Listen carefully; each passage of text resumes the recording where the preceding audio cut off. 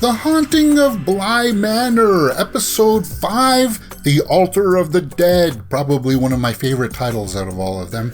Altar of the Dead sounds so, well, creepy, right?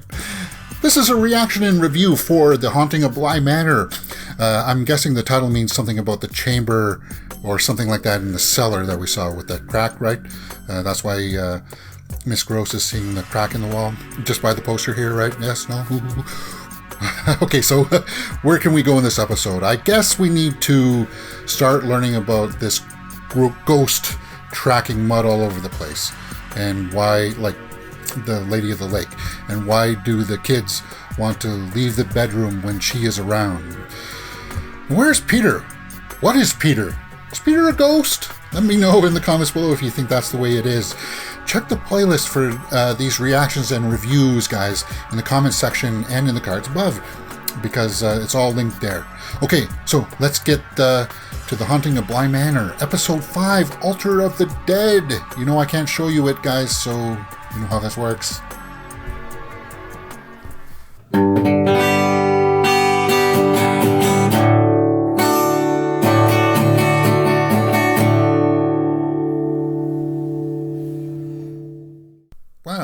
This is a Miss Gross centric story. Hannah Gross is her name, right? Hannah. And we have the actual first introduction where I'm having trouble following along. You know, she's always having these weird moments where she's saying that, sorry, I was drifting. It was like, whoa, what's happening here? And this episode's, I'm thinking, is trying to explain how all of this is working. It's like time shifting.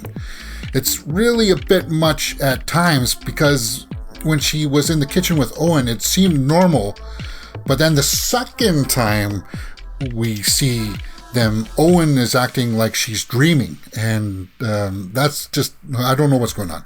So far, that does seem a little bit confusing, but I'm still following it. Is it confusing for you guys? Let me know in the comments. I'm sure that it'll be all explained. It's just a bit jarring at times. It's kind of like, hey, that kid is smoking. See what I mean? It's like that. It's jarring, but I feel like we are learning about her, and I do want to learn about her. This Hannah, Miss Gross, and Peter. Yeah, her and Peter have never seemed to be on good terms since the start. So let's continue on with this, and hopefully it all makes sense as we finish this episode.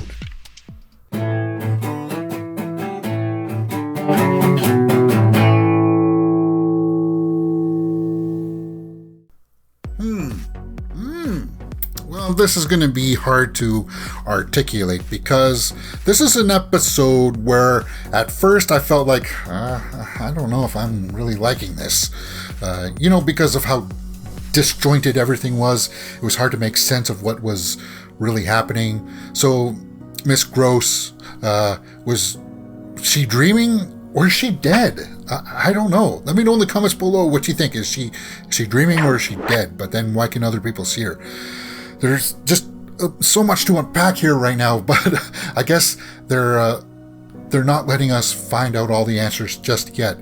I personally don't think she's dead, because at the end, it comes around full circle with Danny coming to her and the kids on the manor. We saw that. And by the way, when she falls down into the well there, the way that Miles looked, that was rather creepy. That was very creepy. And continuing on about creepiness, let's talk about Peter getting killed by the Lady of the Lake. That caught me off guard. And when he comes out afterwards to talk to them, Gross was just kind of like, was that dreaming or not? But then you see the Lady of the Lake drag him out by their neck, and all four of them are turning around looking at him, and they're like, Peter can see himself dead. So obviously Hannah Gross can see the ghosts like the children, right? And we see there that Peter can influence Miles to do his bidding, and that's why Miles was smoking and talking like that earlier. And that makes that puppet show sequence much more dark and sinister. That makes sense now. the children are conduits for ghosts. They're being used as props, like puppets. Yeah, that's good. I like that. There are a few things here, though, I want to address here quickly before I wrap things up. The kitchen scene.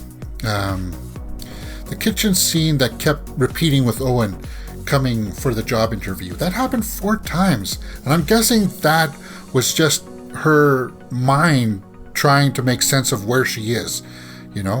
That's what I'm thinking. And that confirms that Owen, the cook, is her pillar. He's her guardian that she can depend on. And that's confirmed at the end of the episode when she's chasing after him. I like that part. So overall, I like this episode. I can see the main criticisms that it's kind of confusing. I would agree with some of that stuff, but I like that. When I saw that, some people were saying that this series was convoluted. Now I kind of understand that. But when I saw that, I thought it was going to be kind of like the way that Haunting of Hill House was, where you just saw the same story but from different perspectives. This is doing it a little bit different, but sort of trying to do with that same flavor. I'm not too sure, though, if it's doing it as well. We'll have to see it once it's all complete. But I was following what was happening, but it would have been nice to have all the information to have the gaps, and we'll get that when we get to the end. I trust Mike Flanagan and the writers to fill those gaps in later on. So yeah, that just points out again to how cleverly all of this is put together. So I like this episode. I want to continue on with more Haunting of Bly Manor.